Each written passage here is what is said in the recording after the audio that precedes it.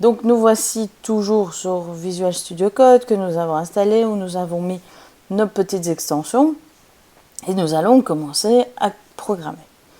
Pour ça, la première chose qu'on fait, on va ici sur File, au-dessus, et on va créer un nouveau fichier, New File. Sauf qu'on ne va pas tout de suite écrire dedans, on va faire File, Save As. Donc en gros, on va l'enregistrer. Et comme c'est la première fois qu'on l'enregistre, on doit faire une petite manipulation. On va aller en fait créer un dossier. Donc moi ici, je me suis mis sur mon bureau. Je clique ici sur le petit dossier Nouveau dossier. Je l'appelle mon site.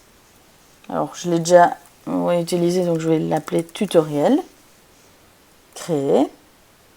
Et là maintenant, je peux enregistrer sous avec un nom de fichier. Alors comme on va faire un fichier HTML, on appelle par convention, donc d'habitude les premiers fichiers qu'on crée quand on crée un premier site, on l'appelle index.html.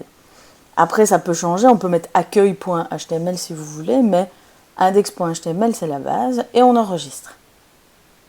Et là on voit déjà un petit changement au niveau de notre fichier, c'est que déjà il y a le nom et surtout il y a un petit symbole. C'est en fait le symbole HTML. On va y revenir après. Ce que je vous propose, c'est de faire un nouveau fichier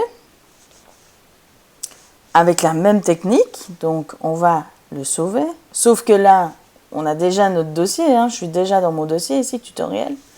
Donc là, je vais l'appeler style.css. Style.css. Le CSS, c'est ce qui permet de mettre en page et que notre page web ressemble un peu plus à quelque chose. Parce que vous allez voir, quand on fait de l'HTML, c'est du texte brut un peu dégueulasse. Le style.css va permettre d'améliorer ça.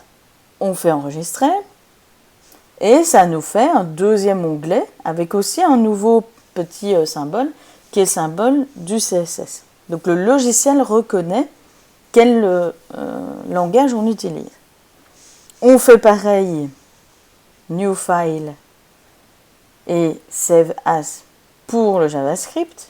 JavaScript, comme son nom l'indique, c'est des scripts, donc on l'appelle script.js. JavaScript, c'est JS. JavaScript et Java, c'est pas la même chose, donc il ne faut pas dire Java quand on parle de JavaScript. Hop, on enregistre, et hop, de nouveau, on a un nouveau petit symbole, c'est le symbole de JS. On a nos trois fichiers, et on va partir sur index.html, puisque c'est le plus important, c'est celui sur lequel on va se concentrer maintenant. Pour nous faciliter la vie, nous avons un truc génial dans l'éditeur de code, la possibilité d'avoir déjà une partie du code réalisée. Alors comment? En fait, on va taper doctype HTML. Alors doctype HTML, tout simplement, ça veut dire quoi? Ça veut dire qu'on dit à l'ordinateur que notre type de document, c'est HTML. Et par convention, il y a un point d'exclamation devant doctype. Alors attention, on ne fait rien d'autre, parce qu'ici, on a quelque chose d'assez intéressant. On nous propose HTML, HTML 2.5, HTML 2.xml. Ça, c'est très important. On va choisir HTML 2.5. On clique dessus. Et qu'est-ce qu'il arrive? On a notre structure de base d'un code HTML. Alors, ici, on peut enlever le doctype en dessous, au-dessus plutôt, parce qu'on l'a là, dans notre balise. Donc, tout ce qui se trouve avec les petits crochets, entouré des petits crochets, c'est des balises. C'est ce qui va nous permettre de dire au logiciel et à notre navigateur ce que telle ou telle chose est. Et on va changer une dernière chose dans ce code. Au lieu de mettre EN, on va mettre FR. Voilà. Donc en gros, ici, on nous demande la langue en fait, de notre document.